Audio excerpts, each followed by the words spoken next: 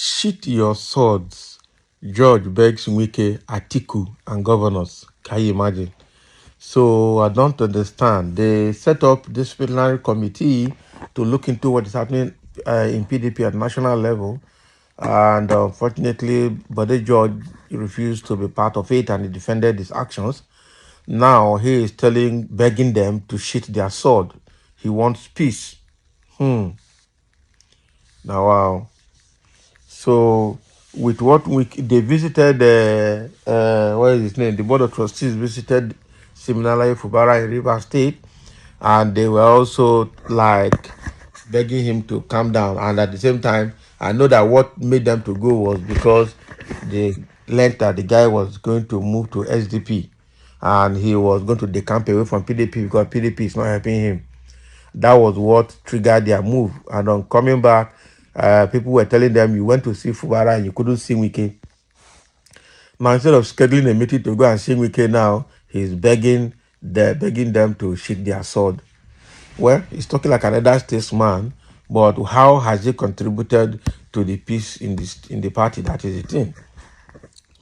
A board of trustees member of the People Democratic Party, Chief Bode George, has said the party is too divided to provide opposition to the All Progressive Congress APC. However, he defended his decision not to serve on the party's disciplinary committee, saying it is lopsided. How? How is it lopsided? Eh? Can you explain the lopsidedness of that disciplinary committee? And if it's lopsided, who set it up without you as another statesman in the party? Why were you not consulted? That is the question. Oh, wow. So the former national vice chairman said the party leadership should have set up a post-mortem committee to discuss the reasons why the party lost before they inaugurate the disciplinary and reconciliation committees last week. Can you imagine? He's finding a reason not to be part of it. I can understand. So George, a disciplinary committee member headed by Chief Tommy Kimi, said in contrast, his decision not to serve on the committee doesn't mean he is degrading the party. The chairman and secretary are from one side. We must be fair. The chairman of the party and the secretary, or the chairman of the disciplinary committee and the secretary. So speaking on the TVC politics program yesterday, he said, we must set up a committee to review on the pre, during, and post-election on why we lost the election, after which a special committee with experienced members would be formed to address issues. Can you imagine? He said the post-mortem should have been discussed long ago, lamenting that the party barely held meetings after the election. So you're up to now, you people don't know why you lost the election. You lost the election because the party zoned that presidency to the south, but Atiku said he must be there. And then Wike turned tiger, and when he lost, then probably problem started because Wike also was scheming, believing that or thinking that he will win the PDP presidential primaries and then he will be the president. What they would have done as a party was to zone it to the south and then allow Peter Obi to go. But when they saw the whole thing, they refused, and then Peter Obi left them to Labour Party. That was what happened. So, but George, you cannot tell us that he needs a committee or a different investigation team to tell them how they lost the presidential election. So all these excuses that George is giving is because he doesn't want to be involved in the disciplinary committee. He doesn't want to be mentioned among the people that took disciplinary action against anybody in the party. He's floating. That is what I see there. And it's typical. It's typical of his type. I will stop there. It's typical of his type. He doesn't want to be involved in anything they will say, George, you are responsible, or you caused it, or you are part of the decision. He doesn't want it. And now he's coming to tell them what they should have done earlier and give excuse why he shouldn't be part of the disciplinary committee. And what for this guy, you? Now, instead of taking up responsibility, he's now staying aside to beg Wike, Atiku, and the PDP governors to sheath their sword. Sheath their sword how? Yeah? Hi, Buddy George. So while he noted that none of the group owns the party, the PDP enterprise, he urged all sides of the crisis to calm their nerves. We can get back to the table and discuss this at length. He, however, urged all participants to drop their ambitions. Okay, who will listen to you? So in a veiled reference to Atiku, George urged party leaders to emulate President Joe Biden, who dropped out of the race because of his age. Can you imagine? So when you get to a certain age and class, you hand over to the younger generation, adding that no individual can be more significant than the nation.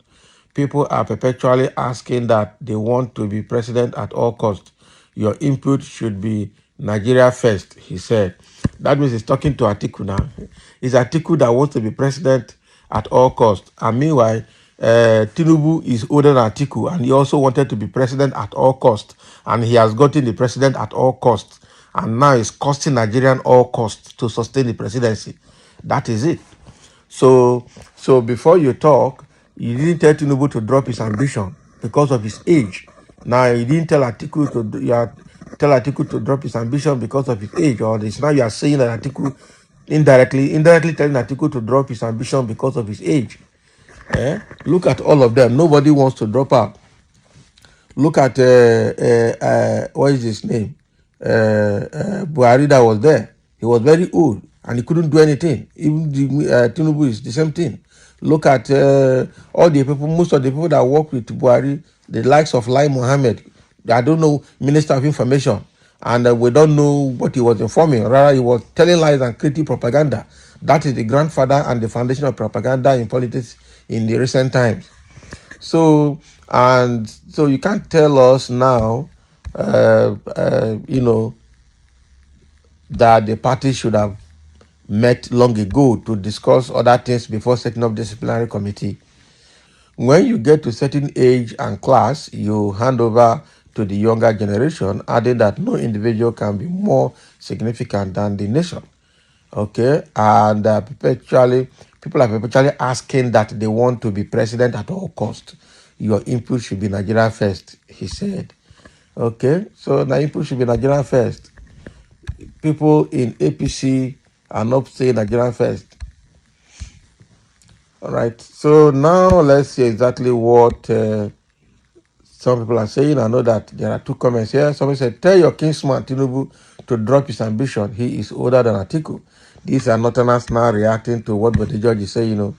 Another Northerner has come out to say, after supporting Wike to scuttle our going back to seat of power, to allow your kinsman to win the last presidential election, you just insulted our presidential candidate that he would have collapsed, or the party would have collapsed, or the country would have collapsed if he had won.